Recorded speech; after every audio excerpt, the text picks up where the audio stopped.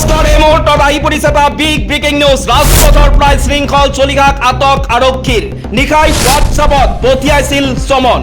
ডিমৰ দিনজানত ৰাষ্ট্ৰীয় ঘাইপথতে আটক কৰি ডিব্ৰুগড় আৰক্ষী অধীক্ষকৰ কাৰ্যালয় অভিমুখে লৈ যোৱা হৈছে শৃংখল চলিহাক এই মুহূৰ্তত আহি পৰিছে এটা বিগ ব্ৰেকিং নিউজ আইন শৃংখলা পৰিস্থিতি বিঘ্নিত হোৱাৰ সম্ভাৱনা প্ৰকাশ কৰি আটক কৰা হৈছে বীৰ লাচিত সেনাৰ নেতাগৰাকীক শৃংখল চলিহাক আটক কৰিছে শিৱসাগৰ আৰু ডিব্ৰুগড় আৰক্ষীয়ে বীৰ লাচিত সেনাৰ প্ৰশাসনিক সচিব শৃংখলক শুক্ৰবাৰে আটক কৰিছে আৰক্ষীয়ে এই মুহূৰ্তত আহি পৰিছে এটা বিগ ব্ৰেকিং নিউজ দুলিয়াজান অভিমুখে গৈ থকা সময়তেই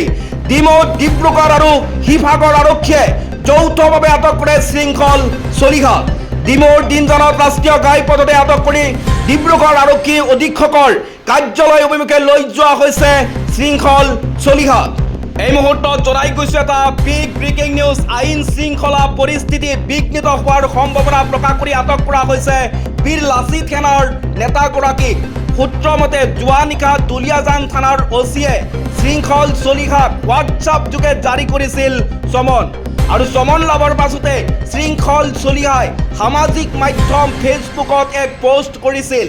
আৰু পোষ্টতে তেওঁ লিখিছিল দুলিয়াজান থানাৰ অচিয়ে মোক হোৱাটছআপৰ জৰিয়তে যি ভাবুকি দিছে তাৰ বাবে হয়তো মোক গ্ৰেপ্তাৰ কৰিব পাৰে সকলোলৈ মোৰ আহ্বান মোক গ্ৰেপ্তাৰ কৰি জেলত ভৰালেও আন্দোলন কোনো কাৰণতেই স্তব্ধ নহয়